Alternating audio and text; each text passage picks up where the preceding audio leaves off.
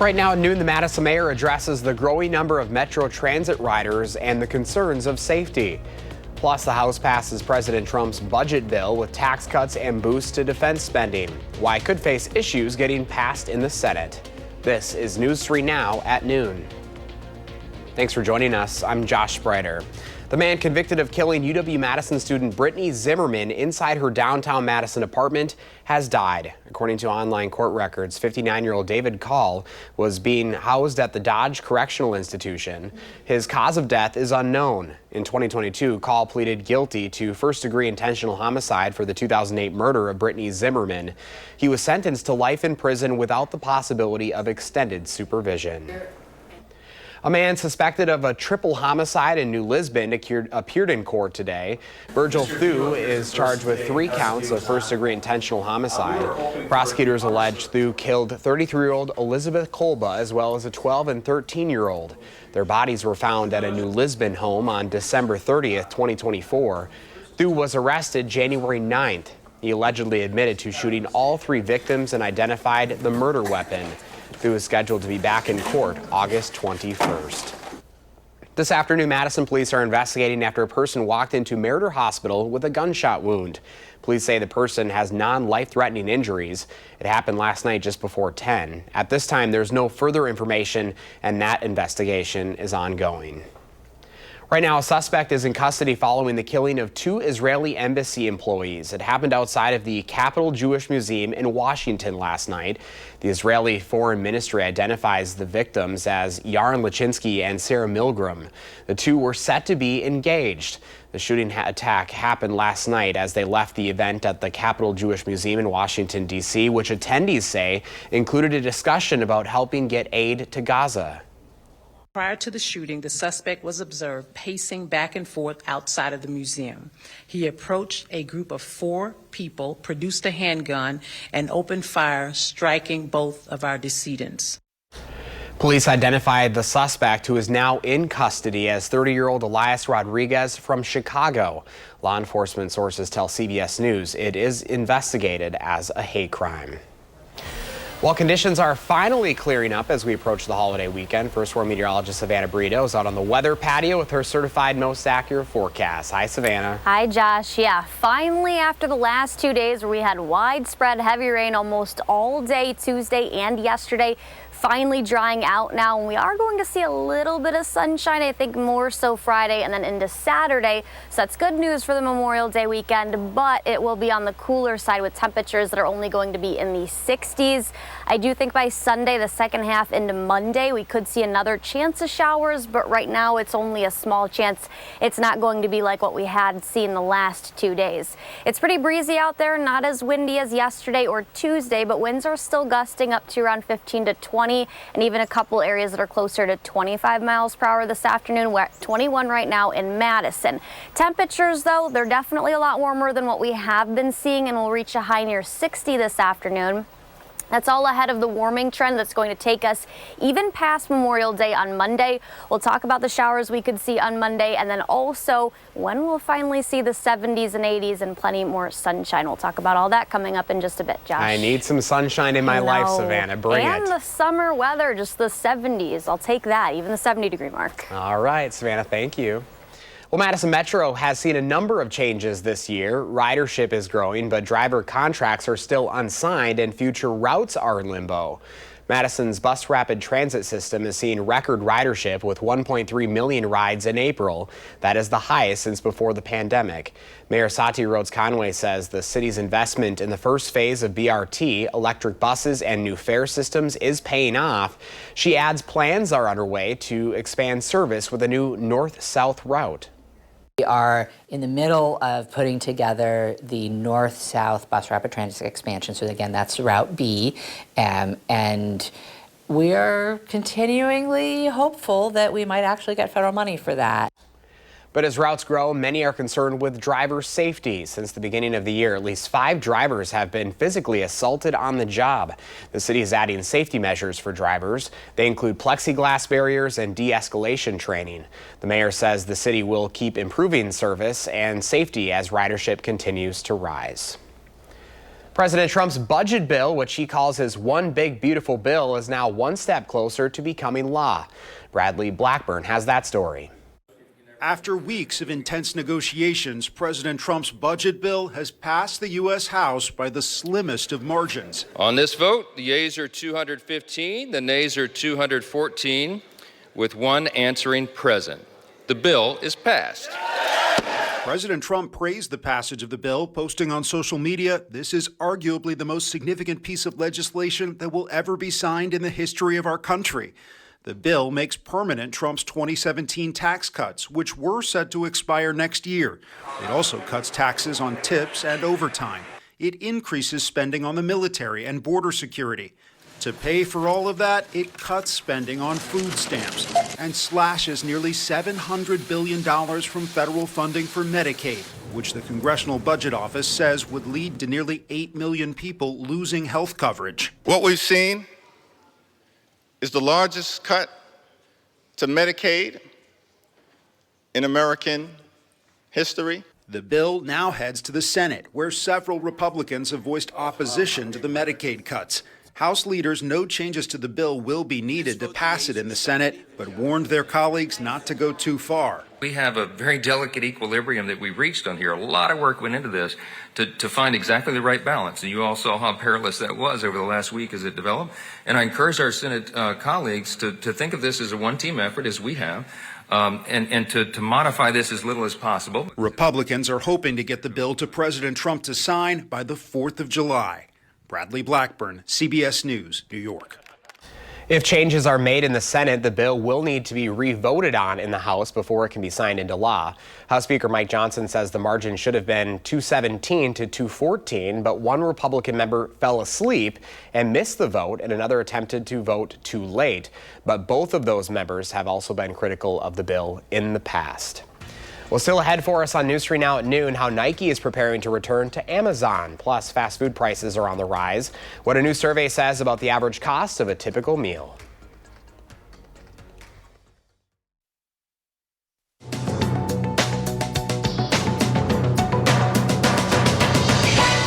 Nike is set to resume selling its products directly on Amazon after a 6-year absence. The sportswear giant had pulled back to focus on its own direct-to-consumer operations. It comes as Nike says it'll hike prices on some of its shoes and apparel starting next week, as first reported by CNBC. The price of fast food is also rising, with the average cost of a typical meal hovering above $11 in the U.S. A new survey from LendingTree found that San Francisco is the most expensive city to grab a quick bite of fast food, with an average price of $13.88. The Golden Gate City is followed by Seattle, with an average price tag of $13.48, while Columbus, Ohio is most affordable at just over $10. And today, Universal Orlando's new Epic Universe theme park officially opens to the public. The park features an expanded Wizarding World of Harry Potter, Super Nintendo World, How to Train Your Dragon, Isle of Berk, Dark Universe, which celebrates Universal's iconic horror characters, and Celestial Park. According to Universal Orlando's website, a one-day pass to Epic Universe can top $130 per person, though daily pass rates drop when buying multi-day packages. That's your CBS News Money Watch report. For more, log on to CBSMoneyWatch.com. At the CBS Broadcast Center, I'm Jesse Mitchell. Here's a look at the current stock numbers at the noon hour. The Dow is down 27 points, NASDAQ is up 77, and the S&P 500 is up 3. We have today's farm numbers next, along with the first warn forecast for the holiday weekend. Then later on Live at 4, the Marquette Law School poll director stops by with how Republicans are currently feeling about President Trump.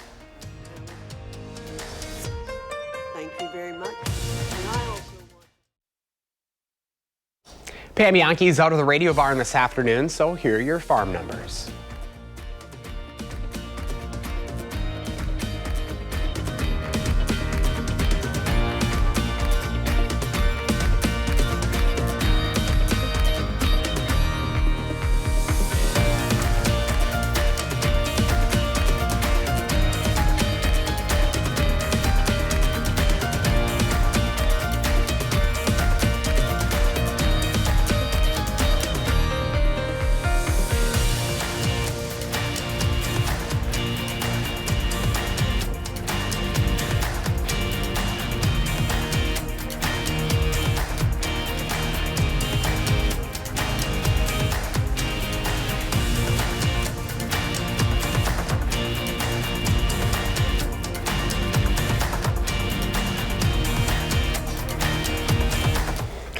Bratfest has a new headliner. This comes after solo artist Ace Frehley, best known as the Spaceman from the rock group Kiss, canceled his performance this weekend.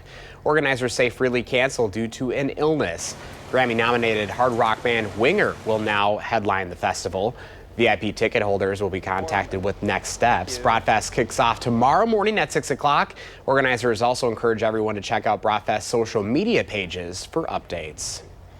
If you're looking for a way to keep your family cool this summer, a splash pad in Middleton is opening for the season tomorrow. The Lakeview Splash Pad is free to access. There's fun water features and places for parents to hang out in the shade. Plus, the pad is fully accessible and safe for any age. The splash pad is in Lakeview Park along Mendota Avenue in Middleton. It'll be open through Labor Day.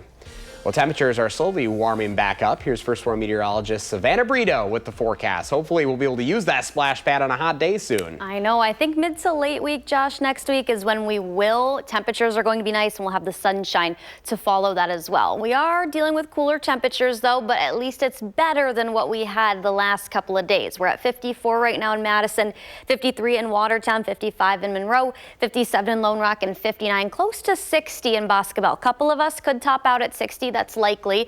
These are the rainfall totals. So it was a very active last 48 hours. We had a couple of showers, but for the most part, those all subsided aside of a stray shower today that's not going to lead to any more measurable rainfall.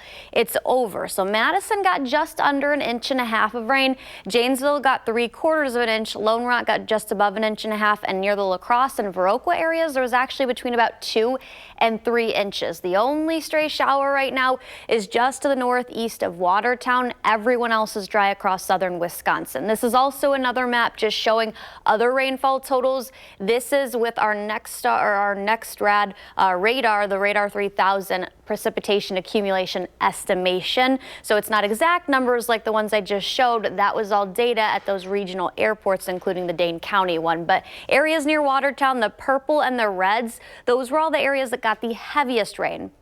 Most of those totals fell between about 2 and 3 inches. The places that needed the most amount of rain, though, like Platteville, Janesville, and areas like Kenosha, basically the greens and dark blues, that was the least amount of rain. Those places also saw only about 3/4 of an inch of rain. Some of those communities saw about only 1/2 inch to 6/10 of an inch. And no more rains in the forecast the rest of the day, aside of, again, a stray shower that's not going to help with drought conditions by any means. Or as we head into tonight or tomorrow, once we get to Sunday, Monday time frame, the second half of Memorial Day weekend into Memorial Day, that's when some shower chances could return. Tomorrow, temperatures rise a little bit more. Most of us at least the lower 60s. I do think some of us could reach the mid 60s though, and we'll see a lot of sunshine out there. That'll be the case again on Saturday, but by Sunday, cloud cover will increase. As far as winds go, still breezy out there this afternoon, and that will take us into tomorrow. They briefly calmed down, but because of that and cool temperatures that are in the forecast, we actually could be talking about some patchy frost tonight. It's a little bit more likely Friday night, as temperatures will dip down into the mid 30s potentially, but then winds increase again for Friday afternoon. Luckily over the weekend, I don't think we'll be seeing as breezy of conditions. You saw the areas a couple graphics ago about the rain and what places saw the least amount. Those are basically all the areas in this tan color. That's why I said they needed the rain, but they saw the least out of the last 2 days. Those are all places that are under moderate drought conditions and the abnormally dry conditions.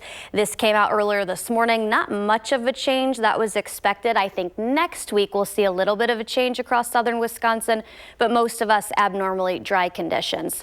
Our next chance of showers, there's a slight chance Saturday, and then again Sunday, Monday, holding on to a slight chance. I don't think it's going to be a washout. Nothing like what we dealt with luckily the last 2 days.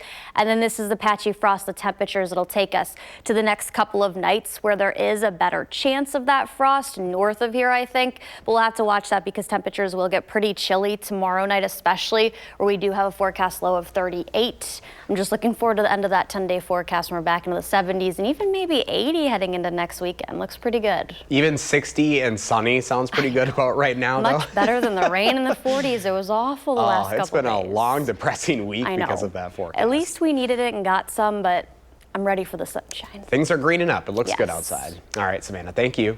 Well, today Howard is sharing a recipe for a dish that he says is so good, it'll disappear in seconds. Ever wonder what happens to all the food we make here in the Test Kitchen? It's a great question. After each dish is made, It's taste tested by the whole team. If it earns the "ooh, it's so good" approval, we put it out for lunch. And when a dish is really awesome, like the honey mustard wings we're making today, it disappears in no time. To make them, all we do is toss a good amount of chicken wings, and they can be fresh or frozen, with some oil and a bit of salt and pepper.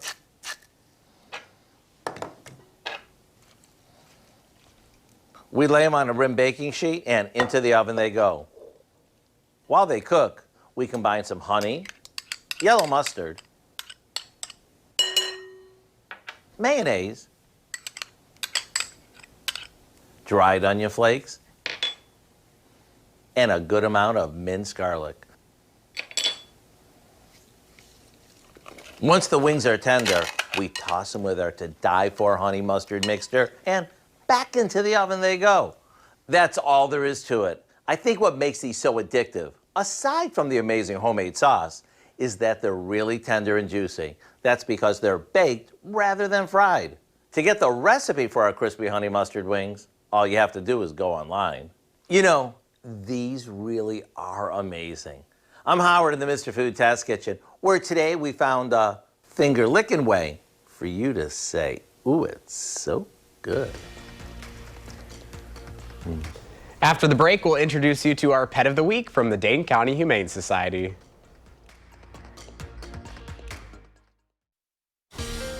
It is time for Potentially Yours here on a Thursday afternoon. Lisa Bernard from the Dane County Humane Society is here with my little cuddle bug apparently today. Yes, he's your best friend here now, Josh. So this is Jack. This is Jack. Jack is 4 months Wow. and growing.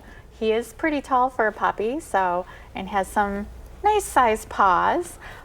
He came from Texas just last week, and he's looking for a new home. He's very, very sweet. Being that he's a puppy, he can be a little shy about certain circumstances, and he gets a little nervous, so he needs a family who's going to work with him on his confidence and help him build that up, as well as his puppy training, because obviously he's a baby and still learning potty training and not jumping up on people, but he's going to give you all the kisses. Oh, 100%. Yeah, he warms up. Yes, yeah. See, I just mentioned it, and he is a snuggle bug. From the start. Yeah. Like it, you said it's a little shy at first and then, yeah. Yeah, staff members were sitting on the floor out there, and he immediately was like, lap, and went straight for them and laid in their lap. And a busybody too. Yes, yes. He's just really, really sweet. A lot of fun. He likes treats, obviously, because they're positive. Come on up. Come on up. Oh, you're so cute. What kind of puppy is he? So they think he's a Labrador Retriever mix. Okay. Okay. So he can get to be pretty big. Oh, you can tell from the paws too. They're a good size. Oh, you need some help? Okay. Need a little boost. So, but he's super sweet, and he seems to prefer people to toys, because he had toys in the back of the car, was not interested. He was just watching, and he sat so well in the back seat. He's been very entertaining just himself, you Yes. know? Like you can tell he doesn't get bored. No, not at all. I love how much he was cuddling with you. Oh And my he's going to go in for more snuggles. Yes, Yep. he is. Well, we're going to find Jack a home because, yeah, you can tell you just need another cuddle bug, don't you? And you got to stop in before Monday, because we're closed on Monday. That's true. So otherwise, he's going to have to wait until after. So We're going to make it happen. Yeah. All right, Lisa and Jack. Thank you for being here today. And you can get ready for wild adventures and hands-on learning at Camp Wildside's Family Camp. Dane County Humane Society's Wildlife Center is offering 2 sessions, one in the morning and one in the afternoon on Sunday starting in June for kids ages 4 and older and their parents or guardians. Whether you're learning about native plant species, identifying bird calls, or dissecting owl pellets, every theme is packed with fun and learning for the whole family. You can connect with nature, explore local wildlife, and discover what makes living in the outdoors in the wild so wonderful. Hey, an update on last week's pet. Versi the dog is still available for adoption. Versi was super sweet too. So if you're interested in adopting Jack, Versi, or checking out the other animals at Dane County Humane Society, go to giveshelter.org. And finally, dog walkers aren't going to be stuck with muddy paws in the next couple of days. Or the, winter coats. I That briefly too. brought my thicker jacket out, but yeah, we're not really going to need those. We'll be back into the lower 60s tomorrow afternoon. I think we'll see a decent amount of sunshine, especially in the morning and early afternoon. And then Saturday and Sunday into Memorial Day weekend and Monday on Memorial Day, I think temperatures will be in the mid, maybe even a couple spots that top out in the upper 60s. So not bad, but definitely a lot better towards mid to late week next week. We'll be back in the 70s, and then Friday and Saturday next week look really good heading into the last weekend of May and first weekend of June with temperatures that'll be pushing about 80 degrees. So getting back on the boat, right? Yes, looking forward to that. Savannah, thank you. Thanks for watching News 3 Now Noon. Coming up next is The Bold and the Beautiful. Our next newscast is at 4, and you can always find us streaming 24/7 on Channel 3000+.